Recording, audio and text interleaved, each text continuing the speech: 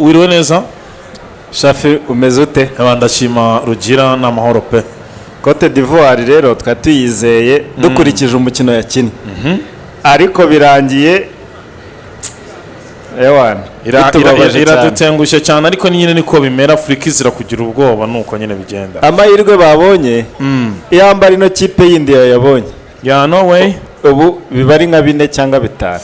Afrika gukora icyitwa finishing biratunanira. Hanyuma Fredina muri Clarisse Right Saloon nagiye ngaruka ku bintu byinshi abenshi batise ubwo koko ibyo birashoboka, ariko muri Clarisse Right Saloon imbere na mbere hari ibintu 8 nabonye muri gutanga amahugurwa, ariko mbonamo n'akandi kantu karimo kavuga ngo abantu bagera ngo kuri 200 ngo harimo ngo umuntu ngo wabemereye ngo kubishyurira abantu bakeneye donc gusobanukirwa ibyo muri rusange.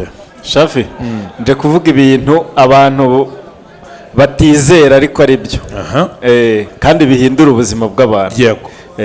Muri Clarisse Right Saloon imbere yo kuvuga ibindi ngiye kubanza kubabwira amasomo twigisha kugira ngo bayumve neza nta gihunga. Yego. Muri Clarisse Right Saloon twigisha gusuka, kudefiriza, gusokoza, gukora inzara, make up, gufura mu mutwe, kogosha, gukora vitamini z'imisatsi, ikirenzeho noneho tukakwigisha gukora umushinga wa salo ku buryo urangiza uzi icyo ugiye gukora. Ubwo muri make niba mbyumva neza n'ubundi nibyerekeranye na salo. Nibyerekeranye na salo. Noneho rero kuri icyo kibazo warumbajije hari umuterankunga watanze amafaranga yo kurihira abanyeshuri 200 batangira kimwe cya kabiri. Impamvu twaje muri no tour yo kuzenguruka igihugu cyose no gushaka abandi banyeshuri yego birihira bisanzwe, ariko noneho no gushaka babandi birihira kimwe cya kabiri bakuzuza amafaranga umuterankunga yabemereye. Niyo mpamvu rwose turi kubashaka bantu mudukurikiye mwumve ko tubakeneye kugira ngo murye ku mafaranga y'umuterankunga kandi mwige muzakore mwiteze imbere ku mafaranga leta iba yabatangiye cyane. Hanyuma umuntu ashobora kwitebaza ati rero Ferdinand ibyo Clarisse Right Saloon uwo muterankunga arahari ndazana igice nanya nshireho igice wenda nige no mwuga ngumenye, ariko nje nuye Rusizi nuye Nyamasheke nuye Karongi nuye Rubavu cyangwa se n'ahandi mu bindi bice by'igihugu. Ubwo nagerageza ko mpuzaho duheruka ariko kure y'umujyi wa Kigali ninzi Kigali. Ibyo bintu ko umuntu atabyiga mu masango birangire uko mbyumva bisaba iminsi runaka araba bahe biragenda bite? Okay, urakoze cyane. Ubundi aho tuzenguruka hose tubabwira ko dufite interina. Ni ikigo kinini ntihagire ubyumva ngo agire ngo ni ikigo gitoya. Ni ikigo kinini gifite interina ku buryo rwose tuba dufite abanimateri na abanimatrice. Abanyeshuri baraza bakiga babamo ku mafaranga makeya, ubu dushaka twanayavuga ariko ni amafaranga makeya. Noneho rero Shafi reka nkubwira akantu ngiye gushimira noneho. Ndashimira leta y'u Rwanda yabinyujije muri RTB. RTB ni ikigo cya leta ako gishinzwe imyuga n'ubumenyi ngiro. Icyo kigo leta yagishyizeho kugira ngo abantu barangije ishuri cyangwa baricikirije babashe kwiga short courses kandi zikabakiza. Buriya nuko ntashaka kwivanga muri politike, ariko ushobora no gusanga abantu bari kudukorera hano na babandi bafata amavideo bacu nabo barize short course z'amezi 3 ntibari guhembwa neza se, ntibabayeho neza se, bari kurya urufaranga batarirukase muri za kaminuza nyinshi cyane. Ubwo rero RTB na leta, RTB dufata neza itanga certificate ku muntu wize short course y'amezi 3 kaguhesha uburenganzira bwo gukora mu Rwanda no hanze y'u Rwanda. Ubwo nuko ngo Ferdinand niba nari kumva nabi nuko ngo ayo masomo mu mezi 3 ubwo ni iminsi 90 gusa umuntu aba yasoje muri Clarisse Right Saloon. Okay, twebwe dufite platform yo kwigisha amezi 3 n'umwaka. Urumva hari gihe haza umuterankunga akavati abanjye mu bigisha amezi 6 abanjye mu bigishe umwaka bitewe n'amafaranga umuterankunga yatanze. Icyo gese nibura nubwo periods zitandukanye abantu babona ireme ry'ubumenyi rimwe.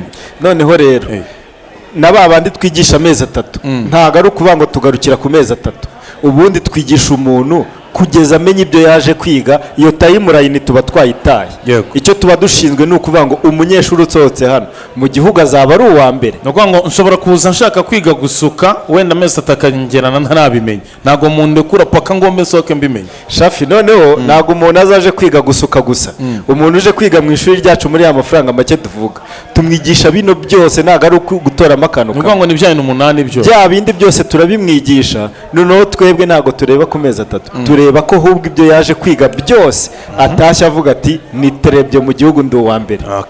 hanyuma umuntu agahita yibaza ati se birashoboka ko umuntu wigiye muri Clarisse Light Salon ashobora no guhita abona n'akazi cyangwa mukamufasha gushaka akazi, kubera ko ushobora kwiga ariko kugera ku isoko ry'umurimo no kubona akazi nabyo ni ikindi kintu.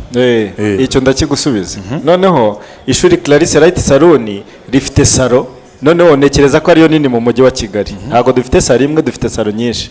Ariko urabona umanutse hano ku muhanda ujya 12 munsi y'inzu bita Freedom House, abantu bahanyura barahaza. Ndahabona hari salo ihoraho abantu benshi wenda ewana ugenda ukavuga uti ese aha hantu ni mu Gakinjiro ni hehe.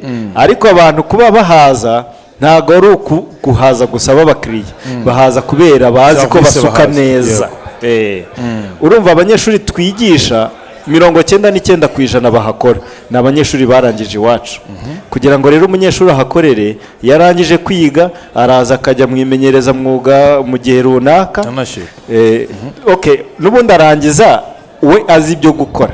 Ariko impamvu tumuha umwanya ni ukugira ngo amenyere challenge z'abakiriya, atangire gukorera udufaranga dukeya, noneho agakomeza agakora tukamwihorera. Dutangira kumwishyuza amafaranga y'iseti 25,000 tubona koko ayo mafaranga ayakorera ntayarenze.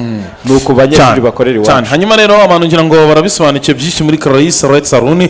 Hanyuma mbere yuko nkurekura ariko nabonye ikintu cy'itariki ya mbere Nyakanga kiri guhura n'ibintu ngo by'umuterankunga wemeye abanyeshuri 200 biraza guhurira he. Hanyuma Ferdinand tuze no gusoza abantu ubabwira uburyo babonamo Clarisse Light Salon abakeneye kwiyandikisha cyangwa se kugira ibindi bakubaza byose muri rusange. Shafi, mbere yo kundekura rero no kugira ngo mvuge kuri iyo tariki ya mbere, nagira ngo menyesha abanyeshuri bava mu ntara baje kwiga mu makampisi atandukanye mu mujyi wa Kigali, mwitaha ngo musubire guhinga. Nimuze mwige short course amezi 3, ushaka kujya wiyiba umwanya muri kaminuza ukaza ukiga kandi ukazataha ushinga sana. Abanyeshuri baje mu biruhuko noneho ba high school, aya mezi 2 urayamara ureba ibitente, waje ukiga umwuga kubufasha butazahoraho, wazarangiza ishuri ukazarangiza ufite vision. Noneho hari abantu baba diaspora, noneho nibo nje kubwira aka kanya mu masegonda makeya cyane. Hari aba diaspora baza bakiga iwacu mu gihe wenda kibiruhuko baba babonye. Ariko hari n'abandi badafite ayo makuru.